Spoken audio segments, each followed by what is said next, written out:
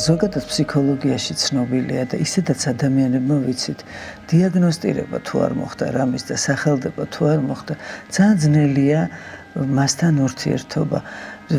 როგორ უნდა უშველო იმას, რასაც არ იცი რა ქვია, რა არის ეს, ხო? რა თქმა უნდა, სხვადასხვა ეპოქაში და სხვადასხვა სოციალურ, პოლიტიკურ და ეკონომიკურ ფორმაციაში, ან პირობებში, ან რევოლუციების დროს თუ სხვა სიტყვის მნიშვნელობა სრიცვლებოდა. სამშაბათს 20 საათზე არქიმანდრიტი ადამ ახალაძე სტუმრად გადაცემაში ზღვარი მარინა კაჭარავასთან ერთად. რეალურად ყველა მართალია ბჭყალებში, იმიტომ რომ ის ესე ხედავს და ის ასე ხედავს და ამ დროს თუ გამოვიდა ესე რომ ყველას თავის სიმართლე აქვს, მართლა დევალვაცია, გაუფასურება ხდება იგივე გმირობის